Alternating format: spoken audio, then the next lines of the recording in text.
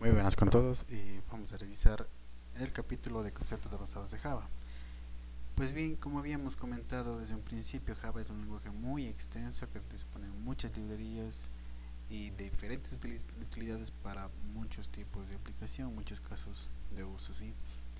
Eh, Vamos a revisar algunos casos ya más prácticos dentro de lo que es de los conceptos avanzados de Java, ¿sí?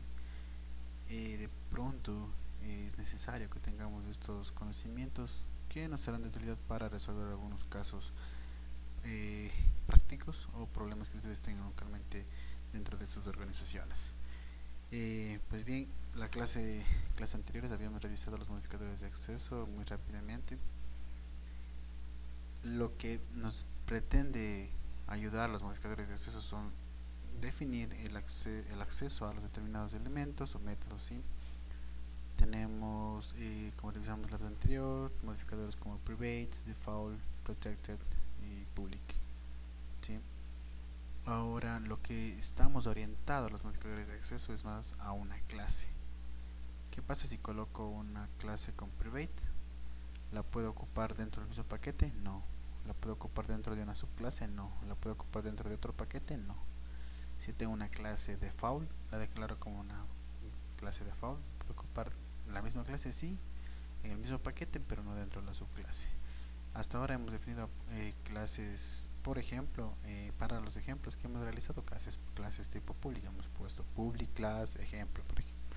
Si revisamos el ejemplo de aquí, hemos puesto public class ejemplo número de palabras para la vez anterior. Estos modificadores de acceso son los que se aplicarían en las clases. Si ponemos public, tenemos acceso desde cualquier otra parte, desde un paquete, desde una subclase. Si tenemos protect, tenemos esta utilización solamente dentro de la misma clase y dentro del mismo paquete. Dentro de la subclase sí, ¿no? Determinando si utilizamos métodos get o set. Y desde otro paquete no podríamos visualizar, ¿sí? Si una clase no quiero que se vea dentro de otro paquete, por ejemplo dentro del paquete modelo de datos, no quiero que se vea con el paquete de utilidades, conversiones, entonces defino como una clase protected, es decir, aquí colocaría protected. Y si defino otro package cerca de este otro el package que esté similar a este no podría ver esta clase que está definida como protected, ¿sí? Perdón, aquí no es, sería aquí, ¿sí? Muy bien. En este caso vamos a definir ya más específicamente qué es una clase. Para los modelos de ejemplo hemos revisado o desarrollado una clase cualquiera, que es la que encapsula el procedimiento en Java, pero para tener un concepto más formal podemos decir que una clase en Java es un conjunto de objetos que comparten una estructura y un comportamiento común. Es decir, yo aquí tengo una clase ejemplo NumWords. Si puedo tener varias clases de este tipo, las cuales tengan este mismo comportamiento, que quiere decir que tengan un case, que tengan métodos y atributos que sean los mismos para todos. A eso se refiere que tenga el mismo comportamiento. Al final una clase tiene atributos y métodos, cuyos métodos permiten la modificación de los atributos, y los datos pueden ser de cualquier tipo de dato, ya sea en este caso no primitivos, ¿sí? Por ejemplo, es más visto a una clase como una plantilla o prototipo de objetos. Por ejemplo, si esta es mi clase, tengo una lista de atributos y una lista de métodos, esta sería la plantilla. Por ejemplo, si tengo una public class vehículo, tengo varios atributos y una lista de métodos, pero puedo tener un vehículo Chevrolet, un vehículo Kia, todos ocuparán esta plantilla.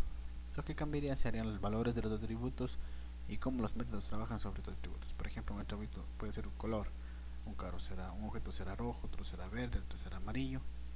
Lo que cambia es el valor que tiene el atributo, pero la plantilla como tal se mantiene, ¿sí? Esta es una clase, una estructura con un comportamiento común. ¿Cuáles son las características de una clase? ¿Cómo se forma? Pues la clase, para empezar en Java, en la programación orientada a objetos, es la estructura fundamental para las clases definidas, todas las clases definidas en Java.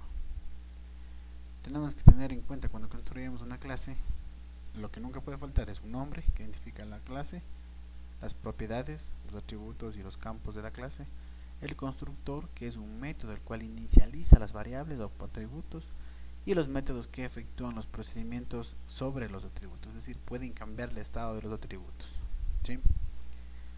Por ejemplo, para definir una clase en Java se utiliza la palabra clave class. Este es un ejemplo de cómo podemos definir una clase y ahora lo vamos a realizar en NetBeans, ¿sí? Tenemos nuestro paquete de default, este de aquí,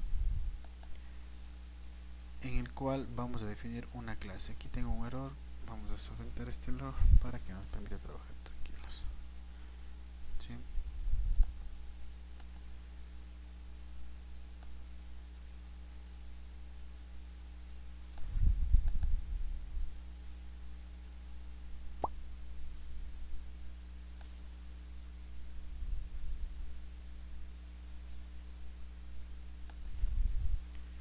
Únicamente permítanme, coloco, solvento los errores de esta clase. ¿Qué está pasando aquí?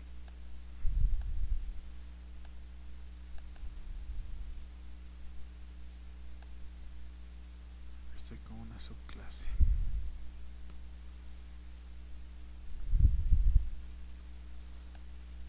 ¿Ya?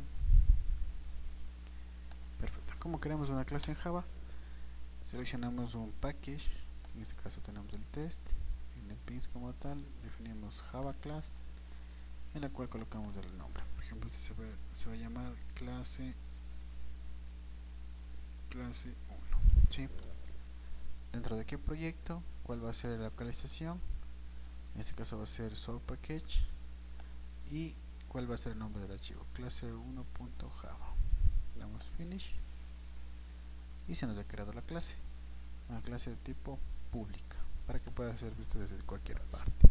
Acorde a nuestra documentación podemos definir los atributos y los métodos, como habíamos revisado conceptualmente, ¿sí? Pues vamos a definir algunos atributos, los cuales sean de ejemplo para esta clase. Por ejemplo, voy a definir un public string,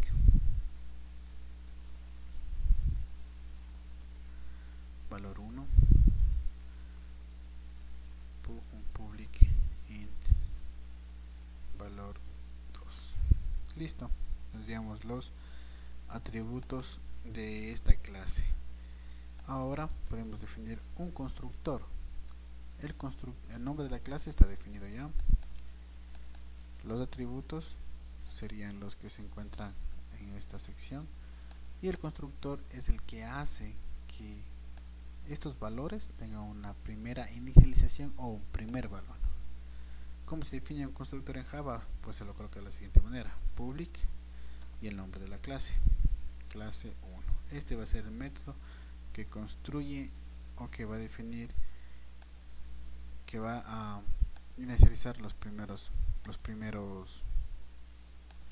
atributos de esta clase, ¿sí? Me parece que aquí falta un void. A ver, algo está aquí nos está faltando. Muy bien, nos está faltando los paréntesis. Perfecto, este sería el constructor. Otra manera de definir un constructor directamente sería mediante la generación de código, que lo vamos a ver luego de realizar este proceso. En este instante lo que vamos a hacer es colocar los valores, un primer valor como tal. Por ejemplo, el valor 1 va a ser igual a iniciando, y valor 2, que es un int, va a ser igual a 0. Es decir, cuando se crea esta clase, cuando se instancia esta clase, va a ser estos valores con la que la clase inicia, ¿sí?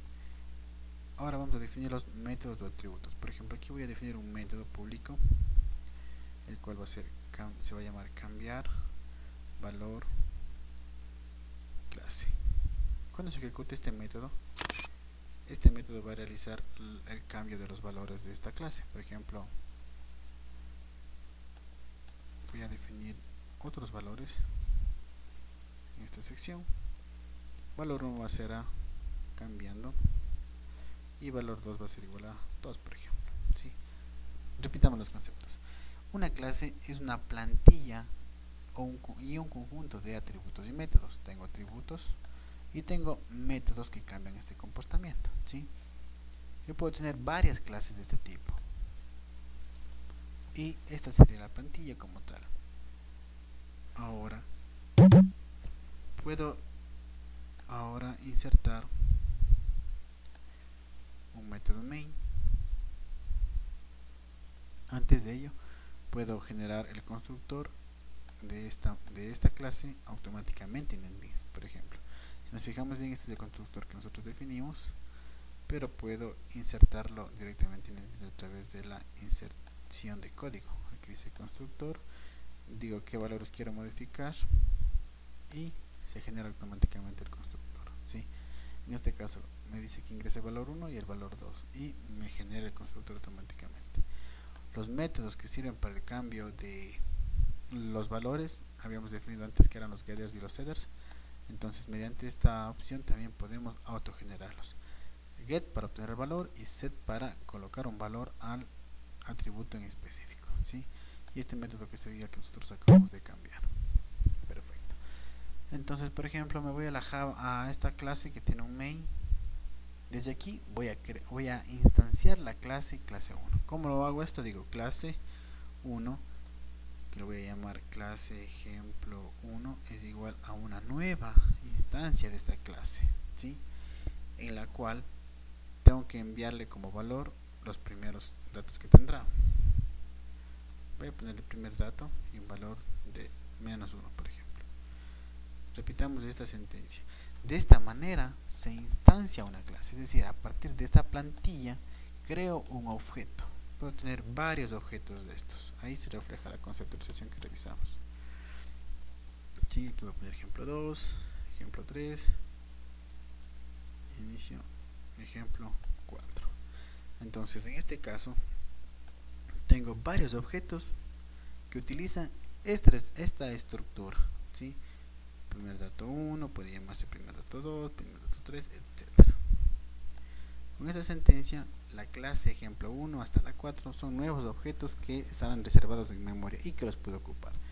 Por ejemplo, si esta clase llamase persona, yo tendría aquí en este caso los datos de 4 personas, ¿sí? Puedo crear n objetos, los cuales los objetos puedo tenerlos en memoria o en casos prácticos ya lo almacenamos en una base de datos. Por ejemplo, si esta fuera una clase persona 1, tendría en memoria la persona 1 y cuando la quiera almacenar lo almacenaría en la base de datos. Definiría un método que sea guardar en base de datos, de ahí sería el proceso correspondiente para que ésta se almacene. Entonces, en resumen, las clases son plantillas o estructuras que comportan un comportamiento común, las cuales tienen atributos y métodos, las cuales definen el comportamiento del objeto como tal, ¿sí? Los modificadores de acceso como private, default, protected definirían el acceso que se tiene a una clase, a una misma clase o dentro de otro paquete. Pues bien, cualquier duda acerca de las clases, por favor practiquen y me comentan con algún ejemplo con el cual podemos asentar más definidamente la conceptualización, ¿sí? Por ejemplo, ahora ejecutemos este ejemplo para que se visualice mejor la forma en la que estamos trabajando. Cuando defino la clase ejemplo 1, lo que va a hacer es llamar a este método, y este método es el constructor que definimos para la clase. Entonces, ¿qué va a hacer este método? Va a ejecutar este proceso donde que le pasé el valor primer dato y el valor -1. Entonces, como primera instancia le asigna estos valores a la clase, ¿sí? Valor -1 y primer dato. De esta manera quedaría definida la clase ejemplo 1. Si coloco el ratón encima, puedo ver este objeto, doy clic en la flecha. Dice esta clase ejemplo 1 tiene dos valores. Uno que se llama valor 1, que tiene primer dato, y valor 2 que tiene -1. Es lo que le estoy pasando como parámetro. Entonces, repetimos los conceptos. El constructor nos ayuda a definir los primeros valores que tendrá una clase. Y voy definiendo varias clases con este comportamiento, ¿sí? Por ejemplo, la clase 2, el ejemplo clase 2, si damos clic en la flecha, nos dirá la clase 2 tiene valor 1 igual a primer dato 1 y valor menos 1, lo que he pasado como parámetro en esta sección de aquí. De esta manera yo tendré varios objetos al final del día, los cuales tengan diferentes valores inicializados y yo que pueda cambiar estos valores en memoria y almacenarlos en la base de datos, por ejemplo. ¿Sí? Esta sería una aplicación práctica de lo que son las clases. Muy bien. Ahora, ¿qué son las inner class o clases embebidas? Esta es una clase que se define dentro de otra clase. Es una clase que contiene varias clases y las cuales están definidas internamente. ¿Sí? Por ejemplo, este puede ser una aplicación tal como vehículo. El vehículo tiene dentro asientos, tiene volante, entonces yo puedo definir la clase externa vehículo y la clase interna asientos. ¿Por qué asientos? Porque asientos son un objeto que se repite en el vehículo. Puede tener 4, 3, 5 y tienen características semejantes. ¿Sí? Hay un problema en la visibilidad de la clase que pueden ser ocupadas internamente, pero cuando quiero ocupar externamente una clase interna ya no es tan fácil, ya no es tan accesible, debido a que dependemos de las propiedades de acceso de la clase externa. Si la clase externa es protected, por ejemplo, no podemos ocupar nunca la clase interna. Y también cómo definamos la clase interna, si esta es pública, privada, etcétera. Este es un ejemplo de una clase interna, de una inner class como tal. La clase externa puede trabajar tranquilamente con la clase sin limitaciones de cambio de acceso, sin limitaciones ni cambio en la sintaxis del acceso. ¿Sí? Entonces yo podría desde la clase externa trabajar tranquilamente en los métodos y atributos que esta clase internamente tiene. Por ejemplo, definamos una clase interna aquí. ¿Sí? Definiré una clase 1 subclase 1. ¿Ya? Esta va a ser mi clase interna, la cual será la que esté definida dentro de mi clase principal. Vamos a ver, aquí tengo un problema que estoy colocando los paréntesis. ¿Ya? Entonces, esta será una subclase de la clase principal, clase 1. Como pueden ver, esta clase está dentro de la clase principal. Si miramos en esta parte superior, cuando coloco el cursor sobre la flecha, en la parte superior se me define la parte superior del corchet de la llave que dice public class clase 1. Y aquí tengo una clase interna que es public class clase 1.subclase 1. Y esta puede tener sus atributos también. Puede tener un string, un valor, subclase. Y este puede tener métodos también. Puedo insertar aquí un constructor. ¿Sí?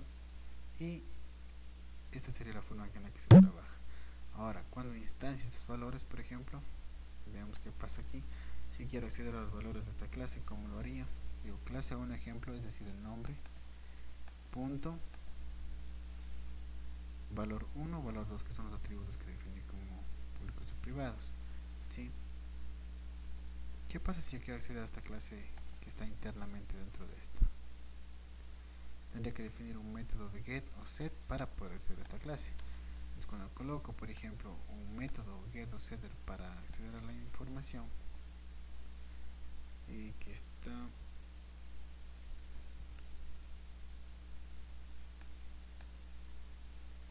vamos a ver, insertar un código,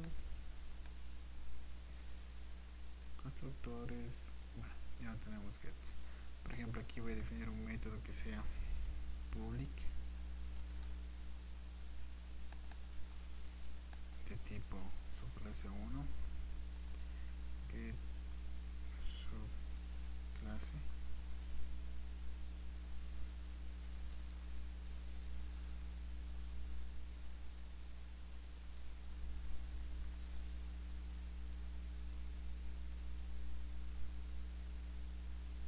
aquí vamos a retornar la clase que es interna. Vamos a ver.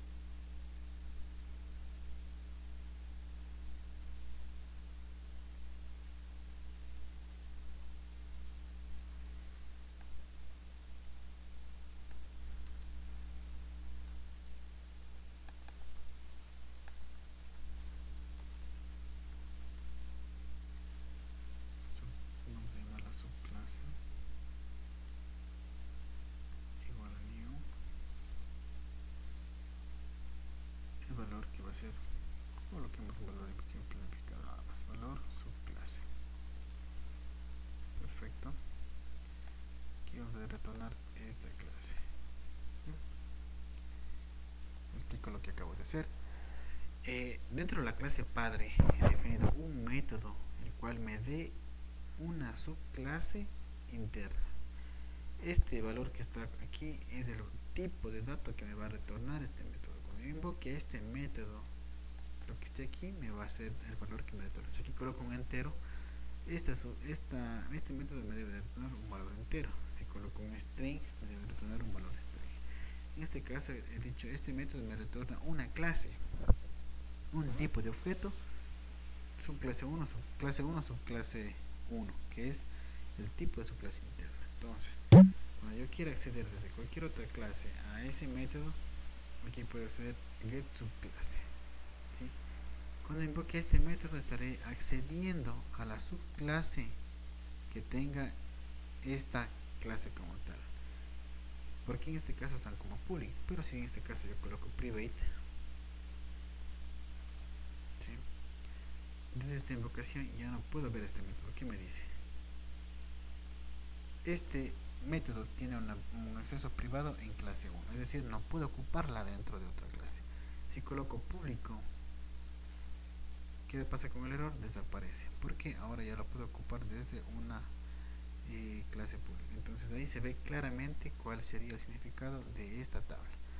Por ejemplo, private no puedo ocupar desde otro paquete o desde otra clase, no puedo ocuparla, ¿sí? Solamente dentro de la misma clase. Perfecto. Ahora, ¿qué son las interfaces? Las interfaces es un concepto bastante abstracto, diríamos, el cual nos permite tener varias implementaciones de polimorfismo, como habíamos visto en las primeras clases. Esto nos permite tener una abstracción de los métodos que queremos que cualquier otra clase las herede. Podemos especificar varios métodos que no tienen cuerpo como tal, no tienen comportamiento, pero tienen esta declaración. Por ejemplo, puedo definir un conjunto de clases, las cuales sea un sistema de control de semáforos, ¿sí? Las interfaces serían las clases que me permitan tener métodos genéricos para todos los semáforos, para todo el sistema de semáforos, como por ejemplo cambiar luz, reparación de semáforo, mantenimiento de semáforo.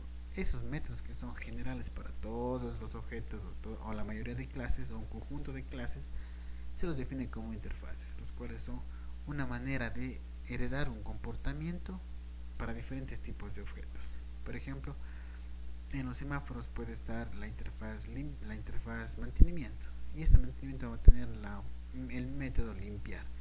Entonces, ¿qué objeto o medio va a necesitar que se ejecute una limpieza? Cualquiera, un semáforo, un poste, el técnico, etcétera.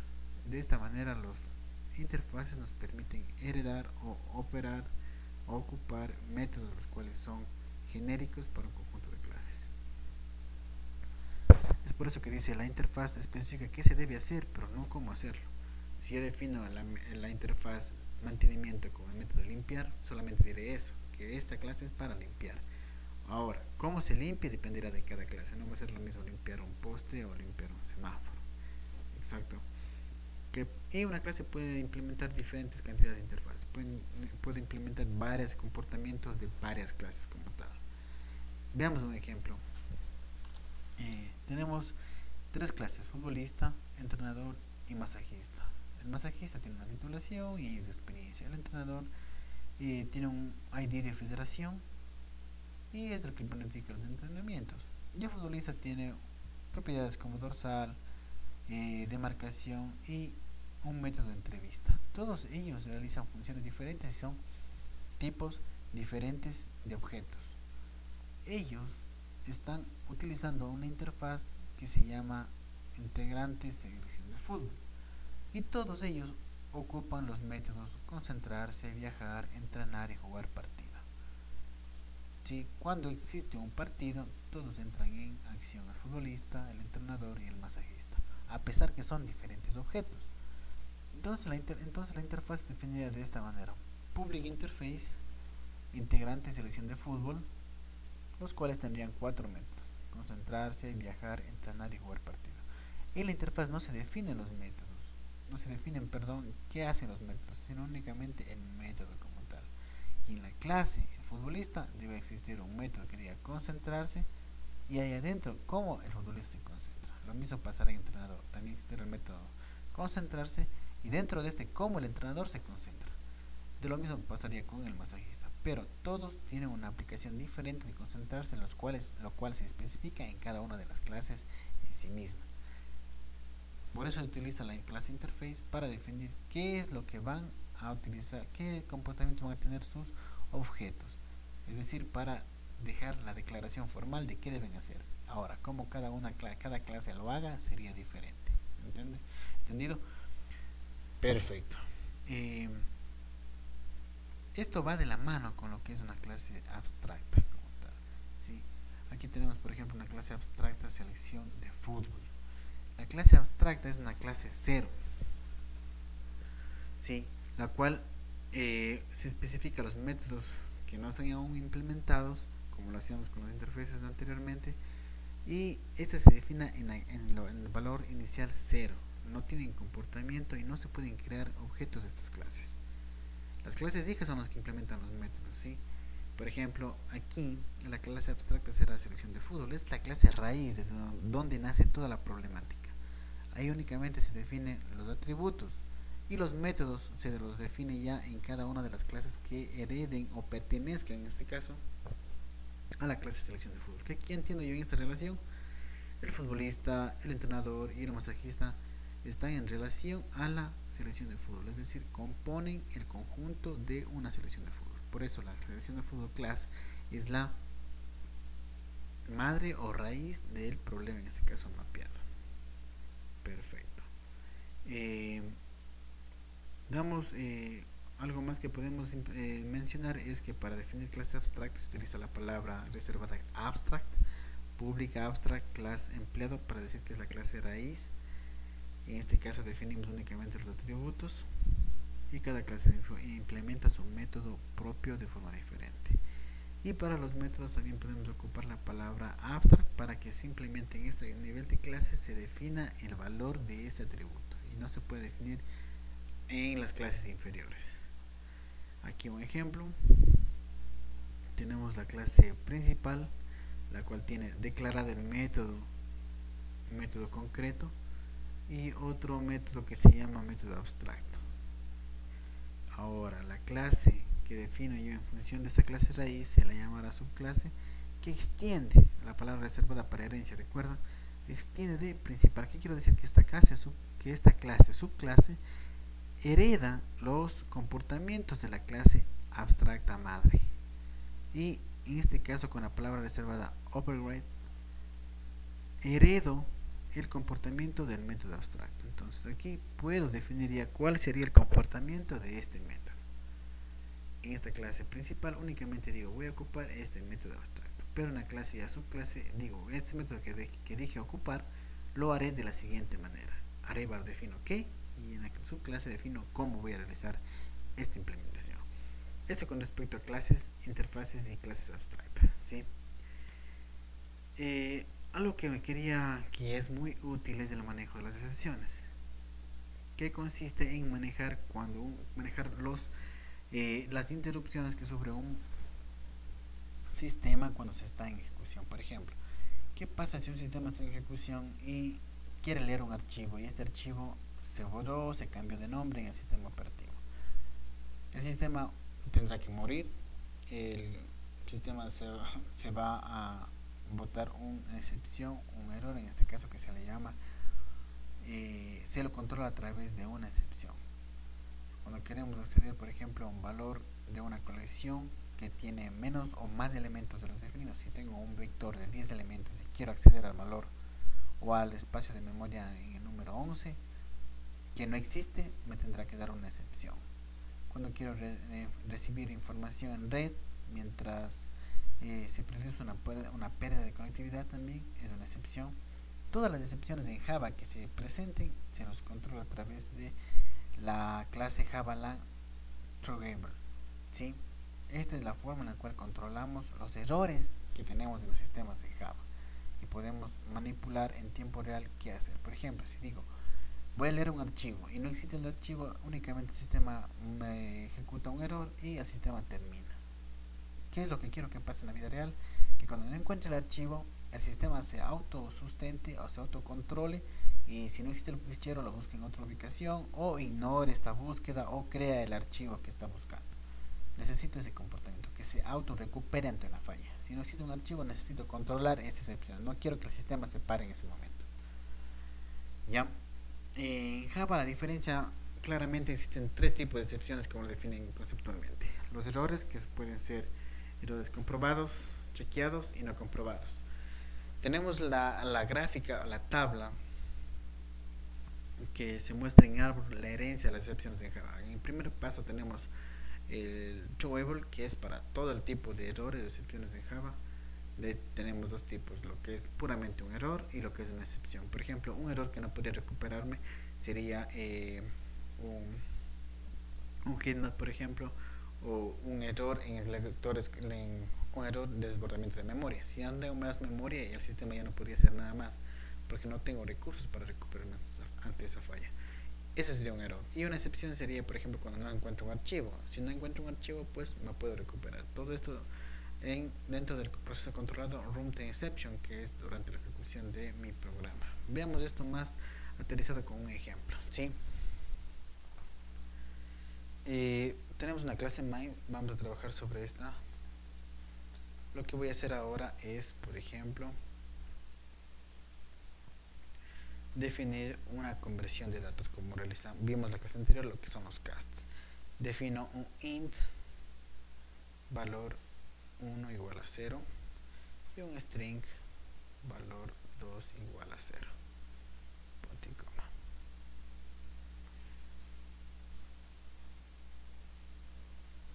Listo. Ahora, ¿qué sucede cuando quiero convertir un valor string a un valor entero? Para esto tengo o puedo ocupar lo que se llama la conversión de datos o cast. Tendré un string, creo que como un entero, que se va a llamar dato convertido,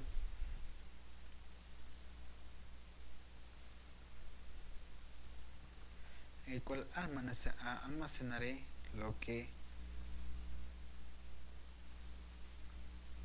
sea el resultado de la conversión de un valor. Por ejemplo, si quiero convertir este valor string, que es un 2, a un entero, lo hago a través de una conversión de datos. Diré que dato convertido es igual, ocupo una clase de los enteros, que es integer, para cambiar el tipo de dato, punto parse integer,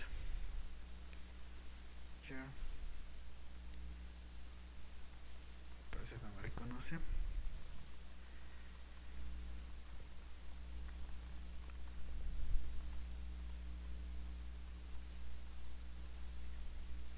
No hay problema, colocamos un string.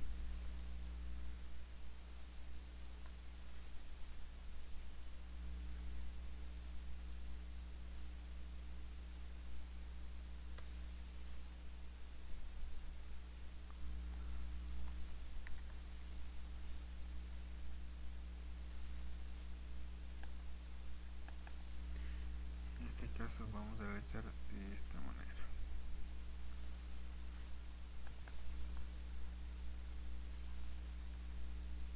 Al parecer tengo que importar esta funcionalidad para poder hacer la conversión.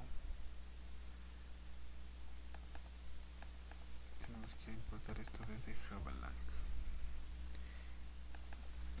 En este caso estoy haciendo la importación de todas las funcionalidades que permite Java. Tengo que importarlas como librerías como tal. Sí, vamos a revisar.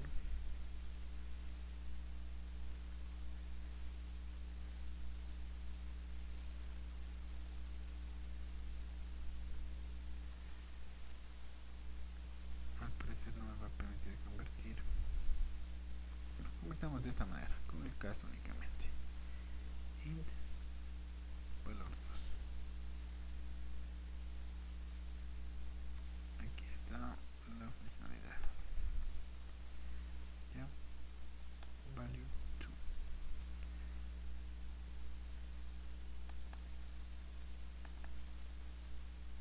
En este caso, lo que voy a realizar, estoy diciéndole que este valor de dato convertido va a tomar el valor 2 y convertirlo entero, ¿sí? Y voy a imprimir este resultado. Valor convertido es igual a, y aquí imprime el valor dato convertido. Perfecto. Realizamos un debug para poder monitorizar este comportamiento. Ejecutamos. Valor 2 igual a 0, valor 2 igual a 2. Podemos revisar de esta manera. Sí, valor 2 es igual a 2. Dato convertido es igual a 0. Realizo la conversión. El dato convertido es igual a 2 y es de tipo entero. Este procedimiento tomó el string de valor 2 y lo convirtió a entero. Imprimimos el resultado y ¿qué es lo que tenemos? Es valor convertido es igual a 2. Perfecto. No tenemos ningún problema ni ninguna excepción en nuestro sistema. Pero ¿qué pasa si en el valor 2 coloco cualquier letra? ¿Sí? Cuando quiera convertir entero no va a poder, porque esto no es un valor entero. Cuando estaba únicamente el 2, sí, pero cuando tengo letras ya no va a ser un procedimiento controlable. Veamos qué es lo que pasa. Inicializo valor 2 con 2, quiero convertir ahora y que tenga como resultado una excepción, un throwaway, ¿sí? Como habíamos visto en la conceptualización. Me dice una excepción en ejecución en el treat main number format exception. El formato está mal definido para la entrada que está en esta sección. El error está en esta línea. ¿Sí? ¿Qué quiere decir? Que no pudo convertir el dato porque existen datos que no cumplen con el formato de un integer, que son letras. ¿Qué pasa con el programa ahora? Actualmente se me terminó, dejó de ejecutarse. Para eso sirven las excepciones. Entonces en esta sección lo voy a colocar un try, que se utiliza para la definición desde donde voy a controlar la excepción. ¿Sí? Quiero controlar toda esta sección de aquí. Digo, cuando se ejecuta este código, evalúo a través de un try y un catch que se especifica qué tipo de excepción es. En este caso es una excepción tipo number format exception, ¿sí? Lo vamos a colocar de esta manera, un exception e, ¿sí?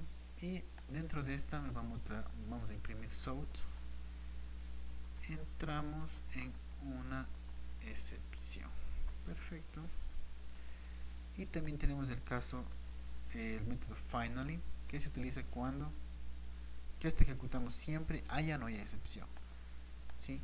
Y aquí vamos a ejecutar un método que se llame manejo de excepciones. Generalmente se utiliza para mostrar mensajes o controlar la excepción como tal. Entonces veamos qué es lo que pasa ahora. Defino el valor 2 con letras y números, intento convertir el valor a entero y directamente salté a la excepción. No ejecuté esta línea de aquí porque ya se dio el error en esta línea y se imprime en consola. Entramos en una excepción y el método finally siempre se ejecuta, haya o no haya excepción, ¿sí? Y de esta manera el programa no se detiene o termina correctamente, con nuestro caso build successfully sin errores. Este es el ejemplo de una excepción, ¿sí? Tenemos varios tipos de excepciones para error de entrada de datos, lectura de datos, desbordamiento de memoria, fuera del índice de acceso, etc. Eso lo podemos definir y lo podemos explorar ya más detenidamente cuando manejemos las excepciones o exploremos qué tipo de excepciones podemos tener, ¿sí? Por ejemplo, tenemos en este tipo de excepciones: abstract method exception, arithmetical exception, class no found, cuando encuentro una clase, un error. La excepción está en un nivel superior. Las excepciones que se encuentran enlistadas son únicamente las que heredan, ¿sí? Los tipos de excepciones que podemos tener, por ejemplo, un illegal access error, una inicialización errónea, una mala instanciación, un error interno, no se definen las clases, etc. Podemos evaluar y averiguar qué significa cada uno de esos tipos de excepciones que podemos ocupar. ¿Sí? Perfecto. Entonces está claro cuál es el tipo de el trabajo de las excepciones en Java. Algo que ya habíamos venido trabajando es la lectura desde el teclado como tal.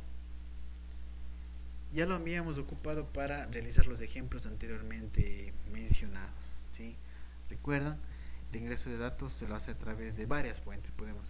Actualmente a este nivel lo vamos a realizar en consola. En los sistemas de información mucho más avanzados se utiliza a través de un mensaje, de un campo de texto, de un diálogo.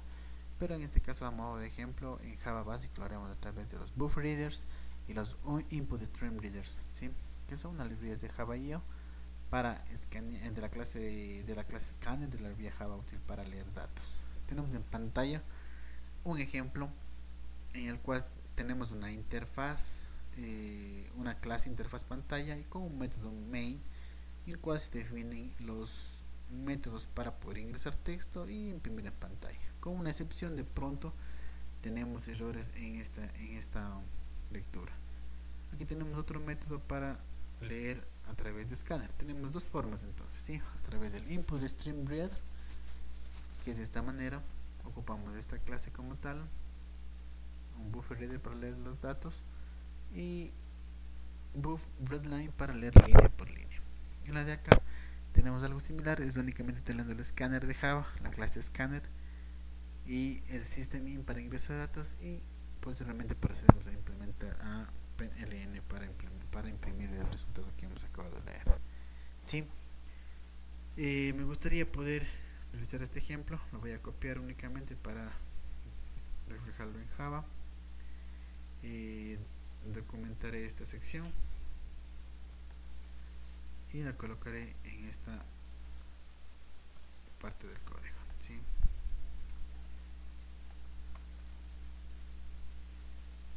Entonces, cuando ingreso yo a utilizar el input stream, necesito importar esta clase que dice el error añadir del paquete Java IO la clase input stream para poder ocuparla, y el error desaparece. Lo mismo pasa con el buffer reader. Es la forma en la que cual se agregan librerías a mi proyecto para que pueda ocupar las funcionalidades de Java IO como tal. Entonces, cuando ejecuto, ¿sí? Me dice escribe el texto, se inicializan los dos, el input stream y el buffer reader, el cual nos permite de aquí leer es el stream de datos que voy a almacenar en memoria luego de la escritura, y el buffer reader lo que permite que este input stream tenga datos como tal. Aquí escribiré un texto de prueba, y como lo dice esta sentencia, lo lee y esta sentencia lo escribe. Lo que escribí texto de prueba lo imprimió posteriormente. Esta sería la implementación utilizando input stream. ¿Cuál sería el siguiente ejemplo que ya habíamos realizado en clase también? Utilizando scanner, ¿sí? Revisemos esta implementación y revisemos si se encuentra correctamente implementado. Perfecto. Documentemos la primera sección de código. Voy a ocupar el mismo ejemplo, texto de prueba, para que se visualice que se me dice, por favor ingrese su nombre, Freddy. Bienvenido Freddy, por favor ingrese su edad. Este es para un segundo método que le iba a colocar, que se encuentra en esta parte de acá, ¿sí? ¿Qué es lo que he hecho?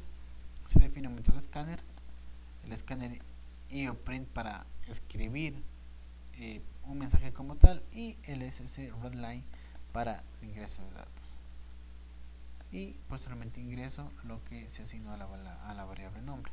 Ejecutemos un debug para que quede más claro. Defino el método scanner, que es para ocupar esta implementación. Se me imprime el mensaje Ahora se ejecuta, no puedo escribir aún, lo que escriba no va a ser leído por el buffer, por el escáner. Cuando ejecute esta línea, ahí sí está disponible para leer, ¿sí? Escribiré, ejecuto la siguiente línea y me dice bienvenido LKM, es lo que primeramente escribí, ¿sí? De esa manera sería como pueden ingresar datos mediante las dos tipos de funcionalidades, a través de un input read stream o a través del escanerío de System View. Eso sería todo con respecto a los conceptos avanzados de Java para Java básico, ¿sí? Realizaremos muchos ejemplos más a continuación. Por favor, cualquier duda en esta clase, comentarme, escribirme. Muchos alumnos me escriben a mi número telefónico, me comentan sus ejemplos, qué problemas tienen, cómo están implementando. Hemos hecho ejemplos en línea y les ha ayudado con algunos errores en la programación, en los deberes. Entonces quisiera que todos me escriban y implementen las clases que ven en los ejemplos, pregunten, dudas. Estoy disponible todo el tiempo para cualquier duda de información. Formalmente tengo el horario de chat en la noche, ¿sí? Y estoy para ayudarlos en esta clase. Muchas gracias.